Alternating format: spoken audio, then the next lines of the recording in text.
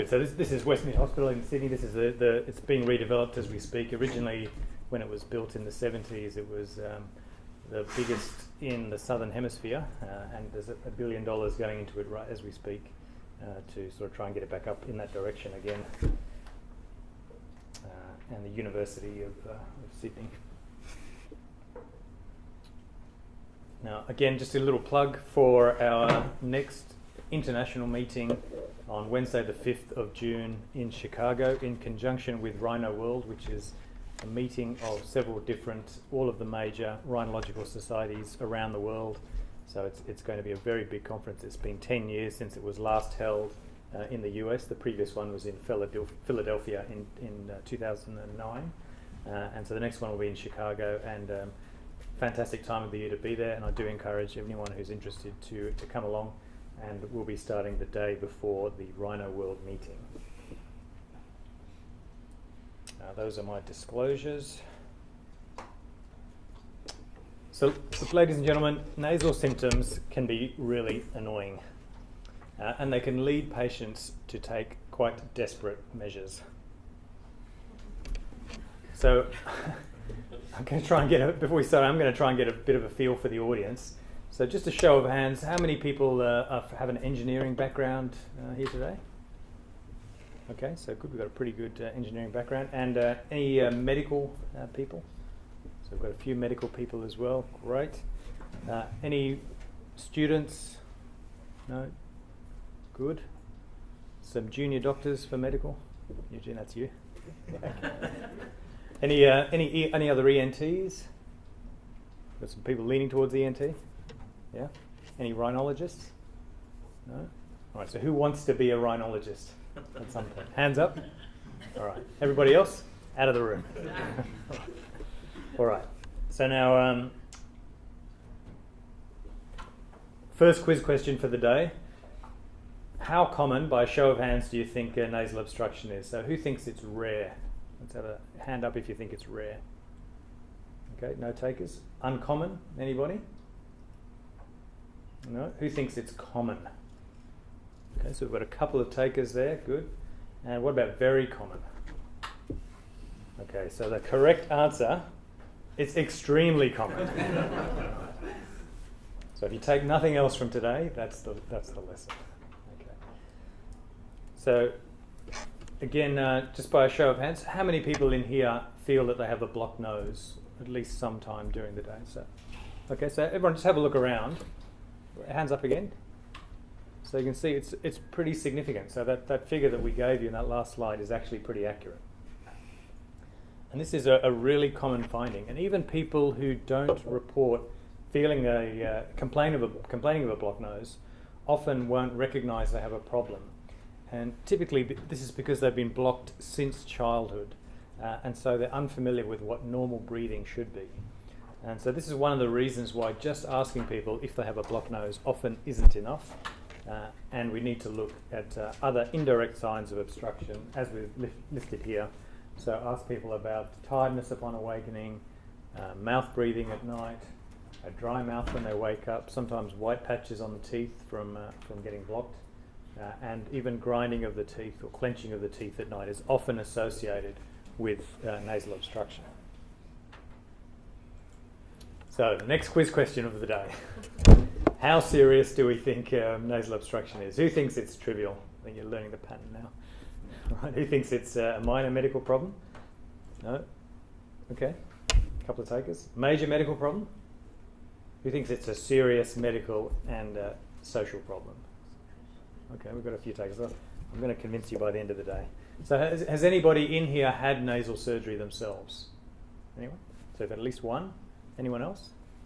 Okay. And did you think it made a big difference to your quality of life? Made it worse. Made it worse? Okay. So it is operator dependent. Let's put it that way. I'll give you my card.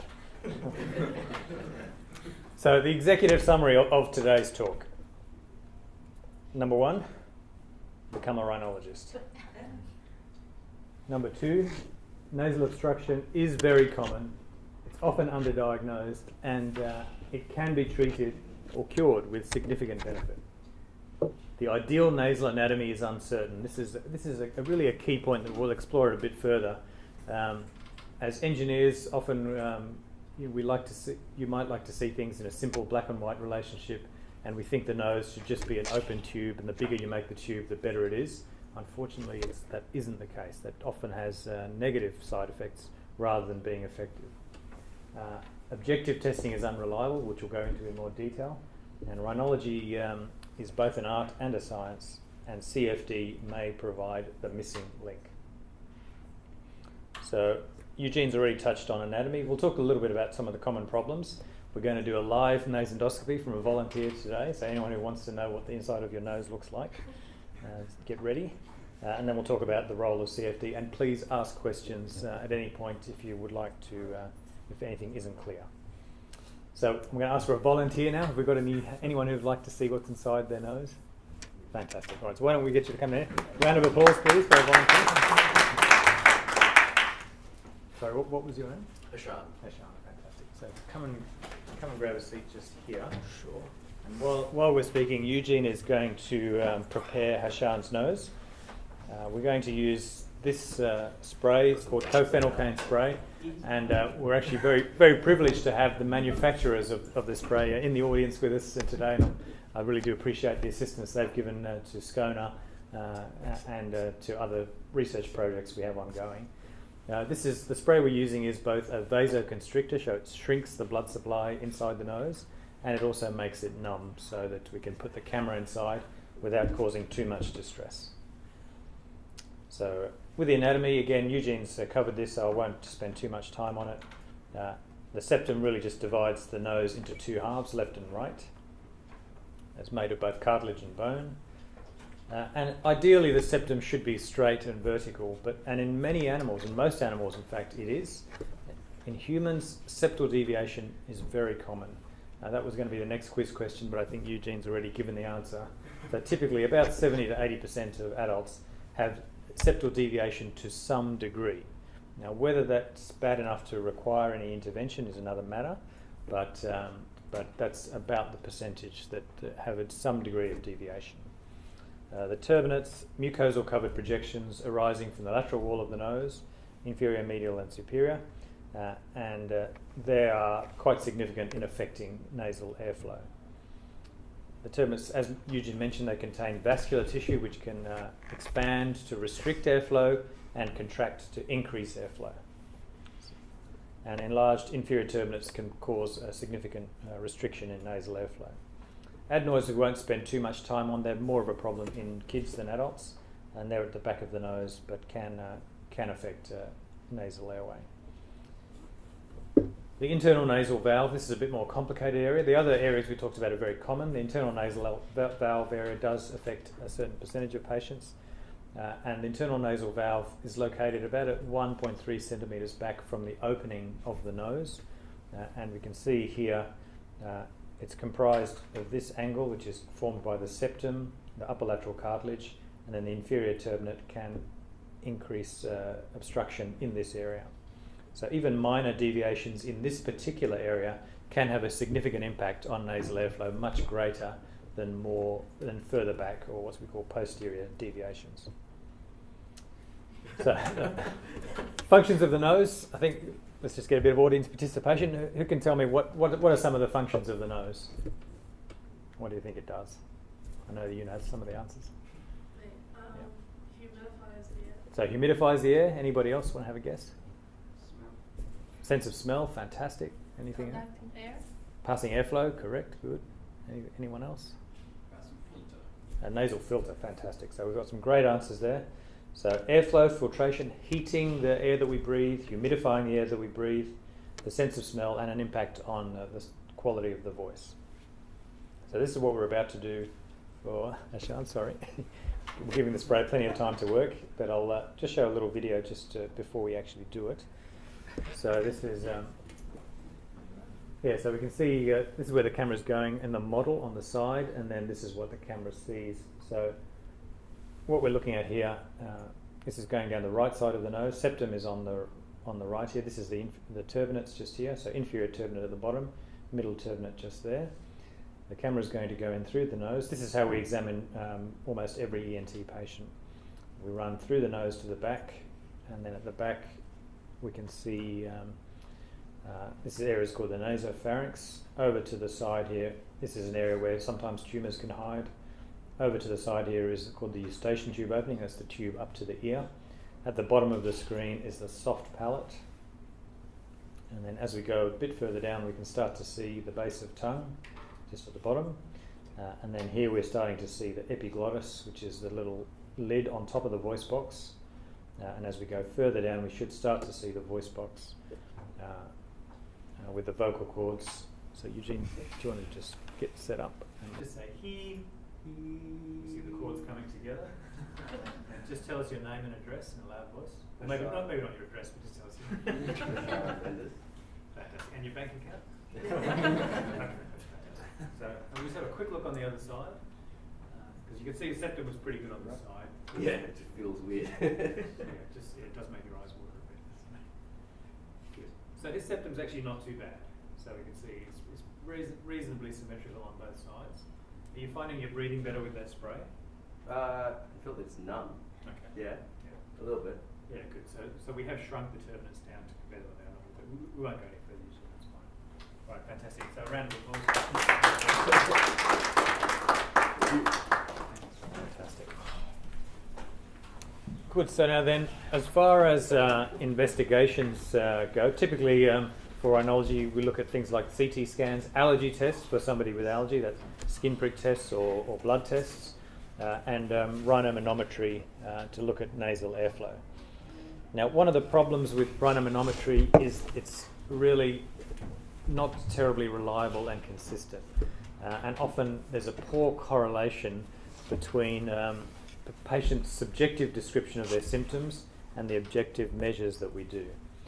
Likewise, CT scans, they're useful, but often they underreport the degree of obstruction, particularly radiology reports tend to underreport things. So this is a typical CT scan of the sinuses. These are what's called coronal cuts. They're in this direction. So if we have a look at one of these slices, for instance here, the big round things are the eyes, this is the brain, nose in the middle, and then sinuses coming off the nose.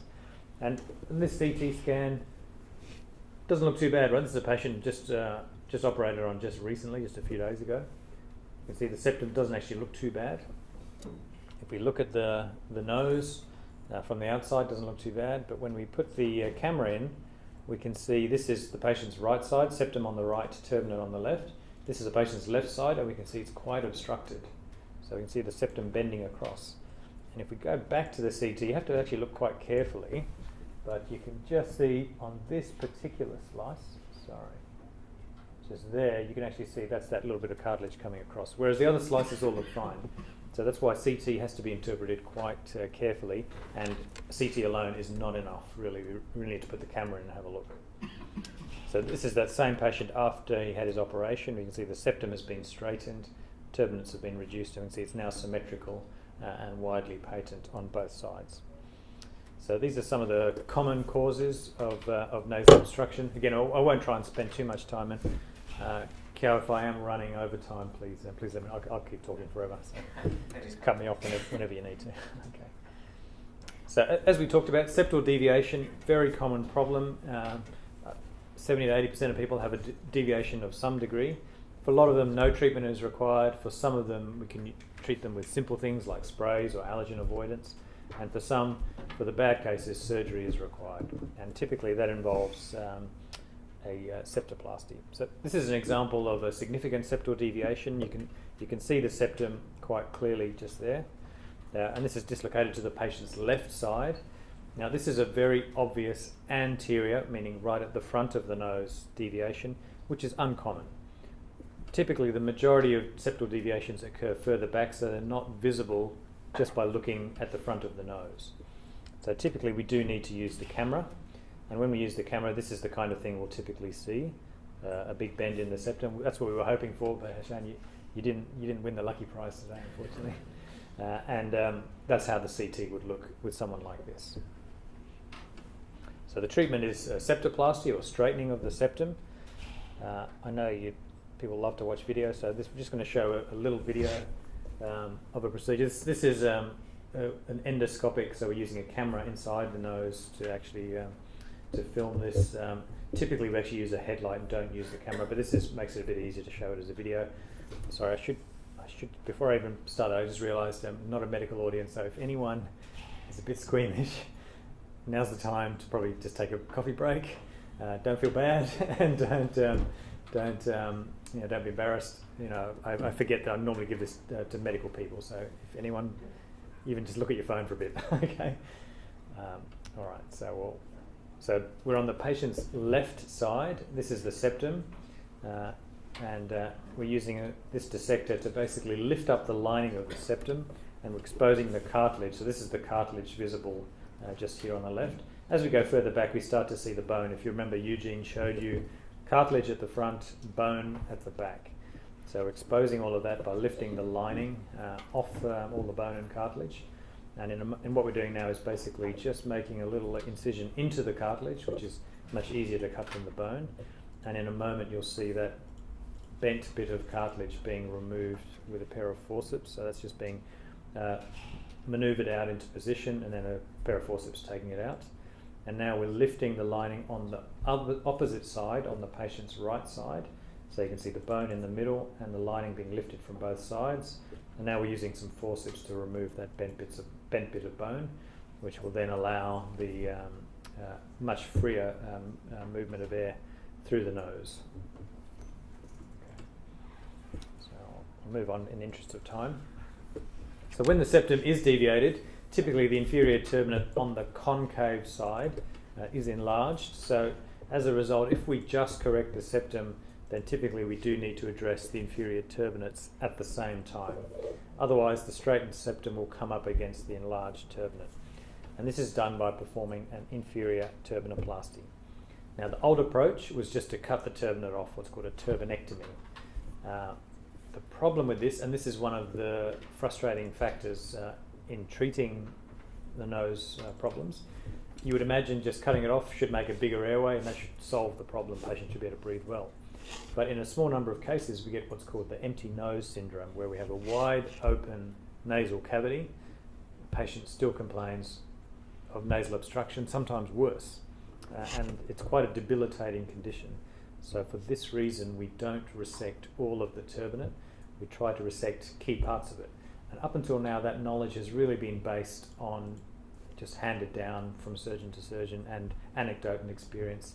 And this is where we want CFD to really come into helping us. So what we do is what's called a turbinoplasty. I'll show a video. Unfortunately, this is a very old video. We use much more elegant techniques now, but I just need to update this, I'm sorry. So we just start by putting some local anaesthetic and vasoconstrictor into the nose. We're looking at the patient's left side. The septum is on the left, that's been straightened already. And now we're addressing the turbinate on this side, just using a scalpel here, but now we use a bit more sophisticated instruments. Start by making a little incision. How am I doing for time, Joe? I'm okay?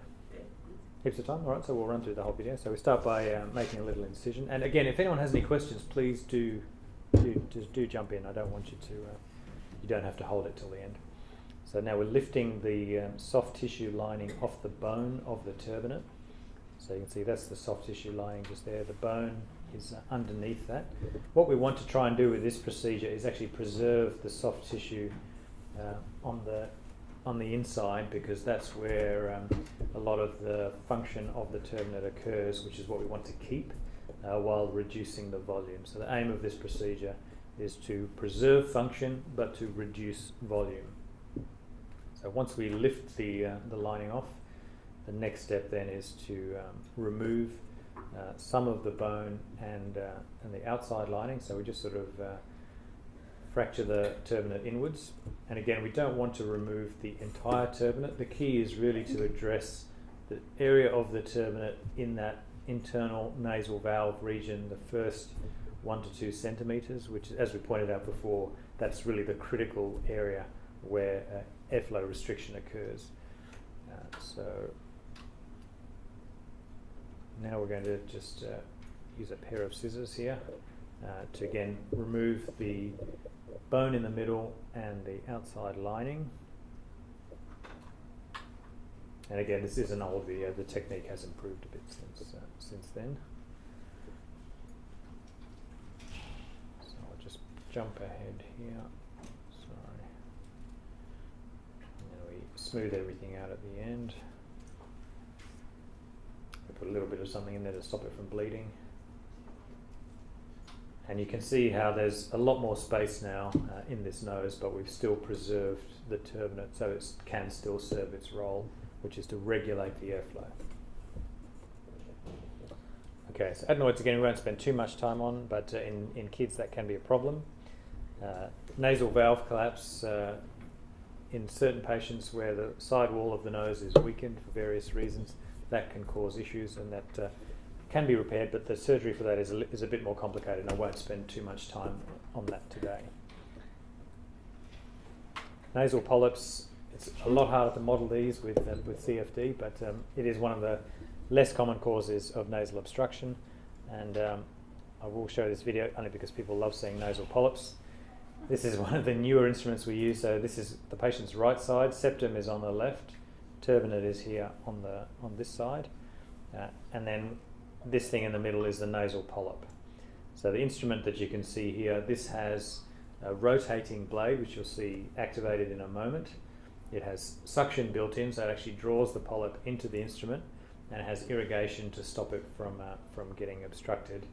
And this way we can just munch through the polyps like a Pac-Man, and it's a very, very satisfying experience for both the surgeon and the patient, as you can imagine. Allergic rhinitis that was mentioned a bit earlier, hay fever, a very common problem, affects around 20 to 40% of the population. And basically, in the nutshell, things that are in the normal environment that don't trigger reactions to most people will trigger reaction in allergic patients and cause the lining of their nose and sinuses to swell, which can then lead to obstruction. So now there's some of the common causes of nasal obstruction and some of the simple ways in which we treat them, which again is largely based on anecdote and experience from passed down from surgeon to surgeon. But really, if we want to progress rhinology and surgery as a science, then we need to have our decisions to be guided by evidence rather than belief. So as an example, the evidence for ear surgery is the improvement in the audiogram, the hearing test. So when we do hearing tests, audiograms, they permit objective assessment of individuals. If we collect them together, we can then see the results for groups, and we can even compare techniques. And so the audiogram effectively then provides several key features that make it useful as an objective test. So really, ideal tests in surgery should have most of these features. And as I mentioned, one of the unspoken failings in rhinology is the lack of really useful tests that meet these criteria. Unfortunately, the mainstay of testing really still is the surgeon's subjective assessment of the clinical findings. We do have questionnaires and they're used, but again, they're not terribly useful. Objective tests, again, plagued by lack of accuracy, reliability, consistency, and usefulness. And this lack of objective testing methods impairs the ability of rhinology to really develop as a science. So really, CFD, Computational Fluid Dynamics, is the objective test that we really have been looking for in rhinology. As I'm sure, for a room of engineers, CFD, I'm sure you're familiar. It's uses mathematical formulae to model the flow of air through complex structures, and the calculations do require quite significant computer power. So CFD was originally only really available to governments and corporates. As computer power has increased and costs have plummeted, CFD is now available to biomedical researchers. So CFD is being used in several areas of medicine. And in rhinology, CFD is used to model airflow in the normal and abnormal nose. We can use it to test the effects of virtual surgery. So we can test in both existing techniques, and we can even invent new procedures, all without actually harming or operating on a patient. And CFD is providing new insights into temperature regulation, olfaction, that's the sense of smell, and drug delivery, which is going to be touched on later, but just to introduce the topic. So if we start with a CT or MRI and we construct a 3D model of the nose within the computer, we can then simulate the flow of air through the 3D model to calculate velocity, pressure, and other variables. So here we can see a sagittal, a cross-section of the nose this way. Now we can see this is the front of the nose, this is at the back of the nose leading down into the throat, and we can see the airflow streamlines running in through the nose, and the colours indicate the speed of the velocity of the air passage through the nose.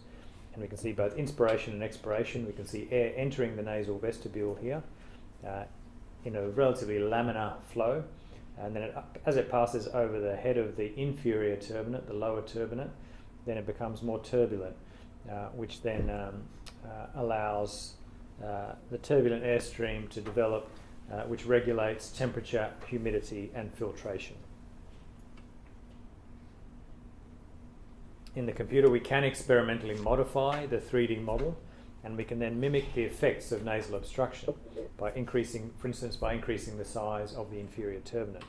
And this results in a significant decrease in cross-sectional area, along with negative pressure at the back of the nose, which then can result in snoring at the soft palate and eustachian tube problems. We can replicate turbinate surgery on the 3D model. So if we remove part of an enlarged turbinate, then we can see that airflow starts to mimic that we see in normal patients. If we do radical turbinate surgery, then we see very turbulent airflow with very little mucosal contact and poor regulation of temperature. And that starts to mimic then the empty nose syndrome that we mentioned before. Septal deviation results in increased velocity on the deviated side and an altered flow at the nasal valve area. And CFD confirms that septal deviations closer to the front of the nose cause significantly more disruption than deviations further back. So we're actually able to confirm what we see clinically. A septal perforation is a hole in the septum which can cause a lot of problems with patients. Often we see a lot of crusting at the rear edge of the perforation, a lot of bleeding, a lot of exposed cartilage, and it's always been somewhat of a mystery as to why that happens. But when we model it with CFD, we can actually see exactly what causes that. We can see there's significant increase in wall shear stress and changes in temperature and humidity, which are then the perfect conditions to lead to those sorts of clinical problems. For sinus surgery, when we look at an unoperated nose, we see there's very little airflow in the sinuses, which allows nitric oxide and humidity levels to remain stable. After sinus surgery, we see there's a marked increase in airflow into the sinuses and a greater entry of particles and bacteria, which can be both good and bad. It allows us to get medications into the sinuses, but can also potentially cause problems. In a normal nose, we can see that airflow in the smell area, the olfactory area at the top of the nose, up here, is very low speed and there's low volume. And this is ideal for depositing particles for the smell receptors to then detect certain smells. Interestingly, when we model a patient with large inferior turbinates, what we see is that there's a significant increase, you can see that highlighted here, in airflow in this region where the smell receptors are, which means then we get less deposition of particles in that area. So by having a blocked nose lower down, we actually affect our smell higher up by having a faster flow of air through that region. So again, we can see a correlation, a mathematical model to explain the phenomena that we see clinically. Now we know that a normal nose has the capacity to raise inspired air temperatures from 5 degrees up to 34 degrees, and CFD shows us that most of this temperature change occurs quite rapidly at the front end of the turbinates. And this is why we can't do radical turbinate procedures, because they will result in a loss of this function. And CFD studies have expanded our knowledge of drug delivery. I won't go into this in any detail because I know was speaking to one of the masters, international masters in this area, and I'll leave that to him later on. But one of the things that is very interesting things that was come out of this research is the age-old question of whether or not to breathe in as you use a spray in your nose, or whether you should just not breathe and spray. And CFD has demonstrated that by slow, steady inspiration as you spray, the drug penetration increases 10 to 20-fold. So again, we can now actually provide some hard evidence to back a recommendation. Again, CFD has been used to model sinus irrigation, demonstrating the most effective techniques and the results of interventions such as sinus surgery and Lothrop procedures. Now, CFD does have limitations. So ultimately, it's a model, it's not the real thing. So some of the challenges are, for instance, the models typically have hard surfaces and they are not flexible. We know that the side walls of the nose, particularly the cartilaginous areas, can have collapse. So the significant collapse we talked about before, but even minor collapse in a lot of people is not unusual. The nasal cycle that Eugene mentioned, every 2 to 4 hours, one side swells, the other side shrinks.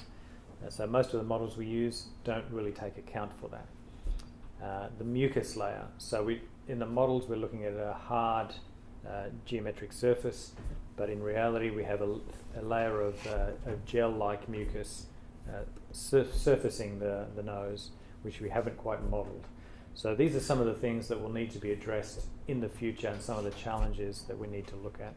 But the technology is rapidly overcoming all of these limitations. So the conclusions are, it really is CFD is radically changing sinonasal surgery by introducing evidence-based science. I do encourage everyone to look at the website and to join the mailing list for SCONA. And if anyone is interested in participating in research projects, please don't hesitate to contact us. This was unfortunately the slide from this year's meeting, but the next one again is in Chicago in June. I thank you all for your attention.